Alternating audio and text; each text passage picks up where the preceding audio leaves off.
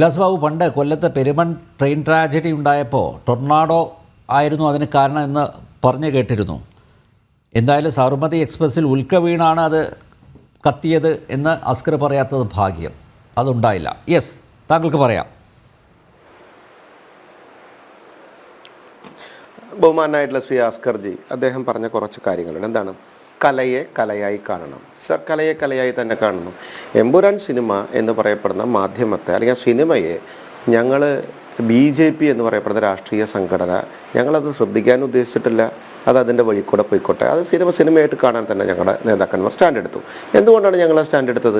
ഞങ്ങൾ തിരിച്ച് സ്റ്റാൻഡ് എടുക്കുമായിരുന്നുവെങ്കിൽ കേരളത്തിൽ ഉണ്ടാകാൻ പോകുന്ന ഇന്നത്തെ കാലഘട്ടത്തിൽ ഈ അവസ്ഥയായിരിക്കില്ല. നിങ്ങളൊരു കാര്യം മനസ്സിലാക്കണം.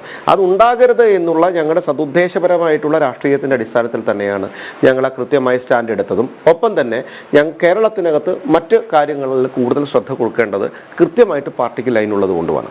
രണ്ട് പാർട്ടിയുടെ ലൈൻ അതായിരിക്കും തന്നെ. പ്രേക്ഷകർ എന്ന് പറയപ്പെടുന്ന പാർട്ടി പ്രവർത്തകരടങ്ങുന്ന പ്രേക്ഷകർ, മറ്റ് വിവിധ പ്രേക്ഷകർ, ഈ പ്രേക്ഷകർ ഇതിനെതിരെ ശക്തമായി രംഗത്ത് വരുന്നു. എന്താണ് കേരളത്തിലെ നിരവധി ആളുകൾ ഒരു ജില്ല ഭേദമില്ലാതെ എല്ലാവിധ മേഖലകളിലും ഇതിനെതിരായിട്ട് രംഗത്ത് വരാൻ കാരണം? അവിടെയാണ് നമ്മൾ ഇത് കലയാണോ?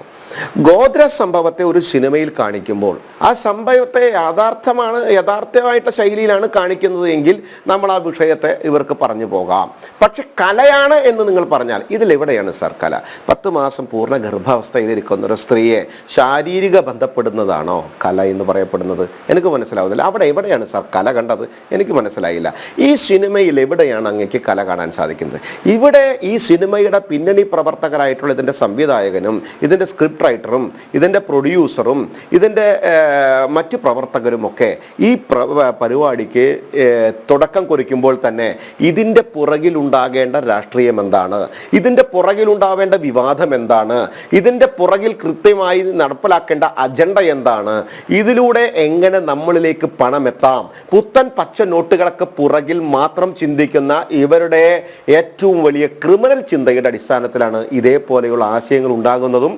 ഈ ഇന്ത്യ മഹാരാജ്യത്തെ ഏറ്റവും 2002 ഫെബ്രുവരി 24 നടന്ന കാര്യം അസ്കർജിക്ക് അറിയില്ല എന്ന് എനിക്ക് തോന്നുന്നില്ല. പക്ഷെ അങ്ങ് അത് വിസ്മരിക്കുന്നു എന്ന് മാത്രം. ആ വിഷയത്തെ അടക്കം കൊണ്ടുവന്ന് ഇതിനകത്ത് കൃത്യമായിട്ടുള്ള പരസ്പര പോരുണ്ടാക്കുന്ന ആ രാഷ്ട്രീയം ഈ സിനിമയിൽ കുത്തി നിറച്ചത് ഏത് കലയുടെ അടിസ്ഥാനത്തിലാണ് എന്നങ്ങ് പറയാമോ? എന്താണ് ഇതിന് സംഘപരിവാറിന് ബന്ധം? എന്താണ് ഇതിനകത്ത് BJPക്ക് ബന്ധം? BJPക്ക് സംഘപരിവാറിനകത്തൊന്നും ഈ ഒരു സിനിമയ്ക്കകത്തും ഇവർക്ക് ആർക്കും ബന്ധമില്ല. അവർ അതിലിടപെടുന്നില്ല. പക്ഷെ ഈ ആവിഷ്കാര സ്വാതന്ത്ര്യവും കലയെ കലയായി കാണണമെന്നും എന്തുകൊണ്ടാണ് ഈ ഇടതുപക്ഷ മാധ്യമ ഹാൻഡിലുകളും ഇടതുപക്ഷവും കേരള സ്റ്റോറിയിൽ കാണിക്കാഞ്ഞത്? എന്താണ് നിങ്ങൾ കാശ്മീർ ഫയൽസിൽ കാണിക്കാഞ്ഞത്? എന്താണ് നിങ്ങൾ രാമസിംഹന്റെ സിനിമയിൽ അത് കാണിക്കാഞ്ഞത്? അവിടെയൊക്കെ നിങ്ങൾ വരുന്ന സമയത്ത് ആവിഷ്കാര സ്വാതന്ത്ര്യത്തിന്റെ മേലെ കാവടിയാടുന്നു എന്നും പറഞ്ഞിട്ട് നിങ്ങളൊരു തട്ടിപ്പുമായിട്ട് വരും. എവിടെയാണ് നിങ്ങൾ നവോത്ഥാന കേരളത്തിന്റെ ഒരു പാഠമായിട്ട് ഈ സിനിമയെ എടുക്കാൻ പറ്റുന്നത്? എവിടെയാണ് സാർ ഈ നവോത്ഥാന കേരളത്തിന്റെ പാഠം? അങ്ങ് പറഞ്ഞില്ലേ, മലയാള സിനിമയിൽ ഇന്നത്തെ കാലഘട്ടത്തിൽ അഭിമുഖീകരിക്കുന്ന ഏറ്റവും വലിയ പ്രശ്നമാണ് സാർ ഇത്. ലഹരിയേക്കാൾ വിഷയമാണ്. ഒരു സിനിമയെക്കുറിച്ച് നമ്മൾ പറഞ്ഞില്ലേ, ചോര കൊണ്ട് സോഡാ സർവത്ത് ഉണ്ടാക്കുമെന്ന് പാട്ട് എഴുതുന്നു സാർ മലയാള സിനിമയിൽ. അത് അംഗീകരിക്കാൻ അങ്ങ് തയ്യാറാകുമോ? ചോദിച്ചോട്ടെ. പേന കത്തി കൊണ്ട് നാവിൽ കുത്ത് ഹരിശ്രീ എന്ന് എഴുതുന്നു സാർ മലയാള സിനിമയ്ക്കകത്ത്. ഇവിടെ പാട്ടെഴുത്തുകാരുണ്ടായിട്ടുണ്ട് സാർ. മലയാള സിനിമയിൽ കൃത്യമായ പാട്ടെഴുത്തുകാരുണ്ടായിട്ടുണ്ട്. നാഴിയിൽ മുള നാഴിയിൽ ഗ്രാമം നന്മ മാത്രം അളക്കുന്നു എന്ന് പറയപ്പെടുന്ന കൈരളിയെക്കുറിച്ച് പറഞ്ഞ, മലയാളത്തെക്കുറിച്ച് പറഞ്ഞ കൃത്യമായിട്ടുള്ള പാട്ടുകളും സാർ ഉണ്ടായിട്ടുണ്ട് സാർ. ഇതിനെ എതിർത്ത ആളുകൾ ഉണ്ടായിട്ടുണ്ട്. വിപ്ലവകാലങ്ങൾ ഉണ്ടായിട്ടില്ലേ സാർ? ചൈനയിലോ കാറ്റ് എൻ്റെ കതിരണിപ്പാടത്ത് വന്ന് എന്നെ ഒന്ന് തഴുകിയെങ്കിൽ എന്ന് കരുതുന്ന വലിയ മങ്ങിയായിട്ടുള്ള പാട്ട് നിങ്ങളുടെ നാട്ടിലുണ്ടായിട്ടില്ലേ? ഭൂമിക്കൊരു ചരമഗീതത്തിൽ ONV എഴുതിയിട്ടില്ലേ? അങ്ങനെ പല പ്രതിഷേധങ്ങളും പല വിഷയങ്ങളൊക്കെ ഉണ്ടായിട്ടുണ്ട്. ഇനിയും മരിക്കാത്ത ഭൂമി നിന്നെ ആസന്ന മൃതിയിൽ നിനക്കാത്മശാന്തി, ഒന്നു മറ്റൊന്നിനെ കൊന്നു തിന്നുന്നതും കണ്ണാല കണ്ടിട്ടും ഒരുവരും കാണാതെ കണ്ണീരൊലിച്ചു നിന്നു എന്ന് അന്നും വലിയ വിമർശനത്തോടു കൂടിയാണ് അദ്ദേഹം അത് എഴുതിയത്. എന്തുകൊണ്ടാണ് അദ്ദേഹം എഴുതിയത്? ഈ ഭൂമിക്ക് ഞാൻ മരിക്കുന്നതിനേക്കാൾ മുമ്പ് ഒരു ചുരമഗീതം എഴുതി വെക്കേണ്ട സാഹചര്യം ഇവിടുത്തെ പ്രയാസങ്ങളെ കൊണ്ടുണ്ടാക്കുന്നു. അതൊക്കെ കൃത്യമായിട്ടുള്ള വിമർശനങ്ങൾ ഉണ്ടായിരുന്നു. ആ വിമർശനത്തെ ഒന്നും ആരും എതിർത്തിട്ടില്ല സാർ. ആ ആവിഷ്കാര സ്വാതന്ത്ര്യത്തെ ബഹുമാനിച്ചിട്ടുണ്ട് സാർ ഈ നാട്. ആ കവിത്വത്തെ ബഹുമാനിച്ചിട്ടുണ്ട് സാർ ഈ നാട്. അതിന് കൃത്യമായിട്ട് അവർ ഉണ്ടായ ഉണ്ടാക്കിയിട്ടുള്ള വിപ്ലവങ്ങളെ കൃത്യമായിട്ട് മനസ്സിലാക്കിയിട്ടുണ്ട് സാർ ഈ നാട്. അതാണ് ഈ നാടിൻ്റെ നൈതികത, അതാണ് ഈ നാടിൻ്റെ സംസ്കാരം, അതാണ് ഈ നാടിൻ്റെ സ്വീകാര്യത. പക്ഷെ അതിലേക്ക് കത്തിവെക്കുന്ന രീതിയിൽ ക്രിമിനൽ ചിന്താഗതിയോടുകൂടി വിഘടനവാദികളുടെ വാക്കുകൾക്ക് പ്രവർത്തിക്കുന്ന പ്രേക്ഷകർക്ക് തോന്നുന്ന രീതിയിൽ ഈ സമൂഹത്തെ 4ആയും 8ആയും 10ആയും 16ആയും പകുത്ത് അങ്ങോട്ടും ഇങ്ങോട്ടും തമ്മിൽ തല്ലിക്കാനുള്ള ഉദ്ദേശത്തോടുകൂടി ചില കൂട്ടർ പ്രവർത്തിക്കുന്ന ഈ സാധനത്തെ ആവിഷ്കാര സ്വാതന്ത്ര്യത്തിൻ്റെ അടിയിൽ നമുക്ക് എഴുതാൻ പറ്റില്ല സാർ. അതിനൊരിക്കലും നമുക്ക് നവോത്ഥാന കേരളത്തിൻ്റെ മാറ്റങ്ങൾക്ക് വേണ്ടി നടത്തുന്ന ഒരു സംഭവമായിട്ട് കാണാൻ സാധിക്കില്ല സാർ. അതിനെ കലയായി കാണാൻ സാധിക്കില്ല സാർ.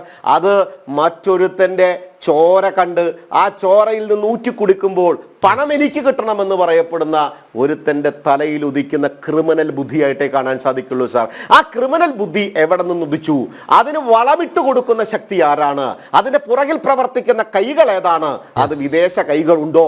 ഇതൊക്കെ അന്വേഷിക്കണം സാർ. ആ അന്വേഷിക്കുന്നിടത്താണ് ആവിഷ്കാര സ്വാതന്ത്ര്യത്തിന്റെ മറപിടിച്ചും നവോത്ഥാന കേരളം എന്നൊക്കെ നിങ്ങൾ പറയുന്ന കാര്യത്തിന് മറപിടിച്ചും നിങ്ങളെപ്പോലെ ഇവർക്ക് കൃത്യമായി ഫാക്ടംബോസും യൂറിയും ഇട്ടുകൊടുത്ത് വളരാനുള്ള സാഹചര്യം ഒരുക്കി കൊടുക്കുന്ന ഇടതുപക്ഷ ഹാൻഡലുകളെയും മതതീവ്രവാദ സംവിധാനങ്ങളെയും എല്ലാം കൂട്ടുപിടിച്ച് അവനവന്റെ കാര്യം സേഫാക്കിക്കൊള്ളാമെന്നുള്ള തെറ്റായ ധാരണയുണ്ടായത്.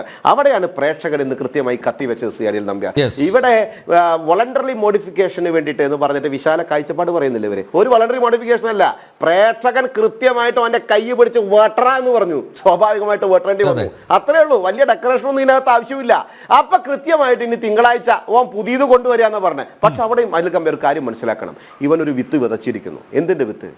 അക്രമത്തിന്റെ, തീവ്രവാദത്തിന്റെ, അതേപോലെ തന്നെ കൃത്യമായിട്ടുള്ള പരസ്പര വിരോധത്തിന്റെയും വിദ്വേഷത്തിന്റെയും തമ്മിലടിയുടെയും വിത്തുകളും വിതച്ചിട്ടു. അവിടെ ഓൻ്റെ പിന്നിൽ പ്രവർത്തിച്ച ശക്തികൾ മനസ്സിലാക്കണം.